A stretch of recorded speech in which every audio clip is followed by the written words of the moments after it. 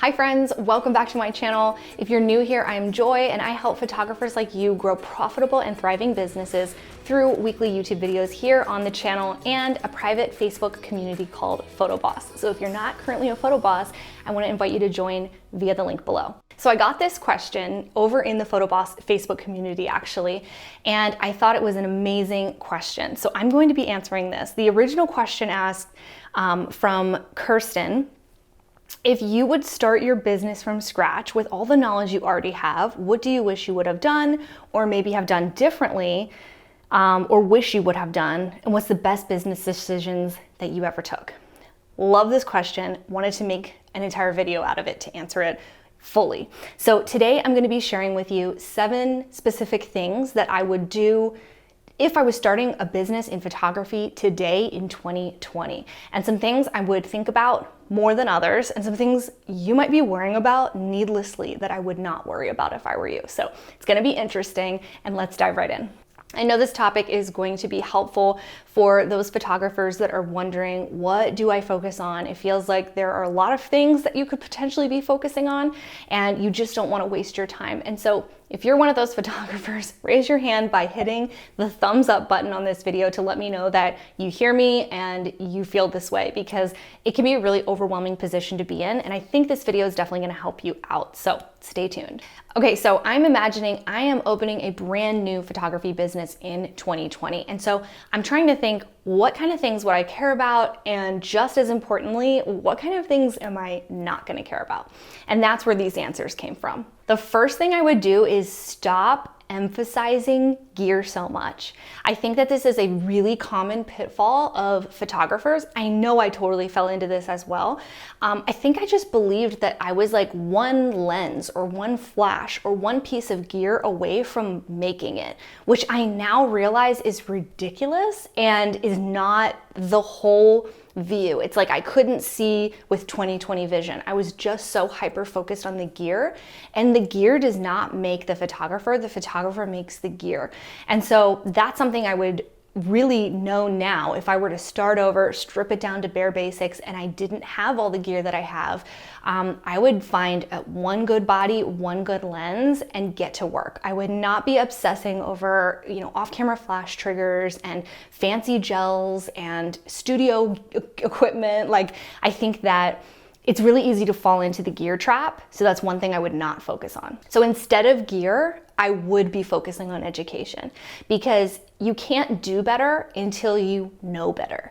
And when you're in the beginning of your business, you just don't know, right? So that's what this video is. It's like I look back and I realize I didn't know a lot of things. And it was really, really crucial for me to invest in business knowledge, because as photographers, we're running businesses. So what I've seen after 7 years of being in business is that the people who embrace the business side fully are the ones that make it. And I'm sure there are some exceptions to this where someone could be very creative and not really worry about marketing and not really worry about their finances and not really worry about all the nitty-gritty and still somehow make it. But I think that's the exception to the rule. For the most part, you've got to educate yourself and pour into investing in books, podcasts, mentorship, and going to workshops. So if you have no money to invest in education, this, like YouTube, this is a fantastic option. You could also go to your local library and rent books that are on pricing and sales, negotiation, and what businesses need to know in order to thrive. So I think that there are a lot of ways to gain this education for free or extremely affordably, but I would say emphasizing education is something, if I were to start over, I would completely focus my time and attention on. The next thing I would not do is I would not worry about ads, the knot, wedding wire, these expensive listings that I thought you needed in order to be successful as a wedding photographer. Now, this is specific to wedding photography, but I think we all have the equivalencies of this in all different photography fields. And instead, I would focus on relationships, because the relationships that you make are the ones that are actually going to come back tenfold. And I don't just mean following the right people on Instagram or liking people's posts or superficial kind of stuff. I'm talking like getting face to face with real people. That now, looking back, is some of my best invested time in my business. So I know that if I was starting over, I had no connections, that's what I would emphasize. And it doesn't feel scalable. It doesn't feel like the best use of your time to try to get someone to meet you for coffee or to really make that face-to-face connection. But I'm telling you, that was probably one of the best investments I made, was truly making some connections within my industry, within my local area, with other professionals, and really just going into it in hopes to make true connections and friendships. And so that was one way that I could very quickly get around running expensive ads, was by knowing and befriending the right people. The next thing I would do is I would treat it like a business from day one. Now, when you have this like in between like business, like, okay, so say that you just started your photography business and maybe you're thinking it's not really a full-on business yet, it's kind of a hobby. Well, it gets really messy. It gets messy contract-wise, it gets messy relationship-wise, and it gets messy on the back end of your business, even like financially, if you're not full in on it being a business. The other thing that happens when you start treating this like a real business is you change your mindset about all of your decisions that go into your photography business. So the sooner that you shift and say, this is happening, this is my business, even if it's on the side, even if you have a day job, even if you're still in school, doesn't matter. This is a real business. The sooner you do that, the sooner other people start to see that you're taking your business seriously, and in turn, they will as well.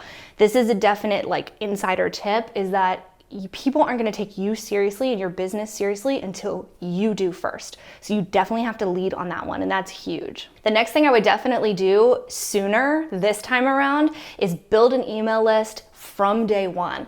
And this is interesting because I think so, like oftentimes right now, people are hyper focused on vanity metrics, you know, like getting engagement on Instagram. That's wonderful. It has its place in business, but it's not the point. Likes do not pay my mortgage. And so if I have an email address, it's like I can go around Instagram and Facebook and whatever algorithm they're doing that day, and I can get into someone's inbox, and it's like they've invited me into their inbox. And I think that's so valuable. And the further I get in business, the more I say, why did I not do this more before? So what I would do is I would start creating weekly content for my ideal client and showing up for them in a simple way, either in a video or a podcast or a blog or on social media. But I would always direct them over to an email list, because if you have an email list of people that are interested in what you're doing, even if it's a small email list of people, you have someone to sell to that is in your control. It's in your camp. Whereas Facebook, Instagram, they can decide whether or not they're going to show your post. They're already hiding it from most of your followers anyway, but they can decide that. Whereas when you have an email list that you own, you're far more likely to actually get in contact with the person who raised their hand and said, I want to hear from you. So if you don't have an email list right now, go get a free software, get MailChimp, do whatever you need to do. Flowdesk, I have lots of suggestions for this if you reach out to me, but get your email list started now. The next thing I would do if I were starting today in 2020 is I would take faster and imperfect action. I'm one of those people that don't make moves right away because I want it to be the right move. I want it to be something that I don't have to fix later. I don't want to make mistakes, basically. And so I get into analysis paralysis, where at a certain point, it's no longer research, it's just procrastination, and that's me. So what I would do is start making mistakes and be okay with making mistakes, because if you make a mistake, you learn something, you have your answer. And so much of business is testing. I can't tell you if you need to run a video ad. I can't tell you if you should do IGTV or YouTube. You have to try that out for yourself and look at the data. And so what I've learned is that taking action a lot faster before I feel ready is huge and leads to big results. So PS, if you're a wedding photographer and you are wondering how you can build your clientele, I actually have a free guide for you guys all about how I booked my first clients before I had any experience in wedding photography. You can get that for free. I'm gonna link it like here or down below, somewhere in this area, and you guys can get your hands on that. It's a must download if you're interested in wedding photography for your business. The next thing I would not do is worry so much about what other people think of the decisions I'm making in my business. Kind of like the analysis paralysis thing that we just talked about, wondering how things are going to appear to my friends and family as I'm building my business and I'm in that like awkward beginning stage was a waste of my time and my energy. And what I've learned is that A, it doesn't really matter what other people think, and B, they're not really thinking that much about me. People are a lot more likely to be thinking about themselves. So if you're wondering what like your Aunt Susan thinks about your new Facebook page for your business, like who cares? Do it anyway. Take the action because it's wasting your time and it's absorbing your mental energy that you should be pouring into your business. So that's something that I would not do if I were starting my business in 2020. The final thing that I would do, and this is possibly the most important, is I would find my community in this world, this niche of photography, whatever type of photography you're doing, ASAP.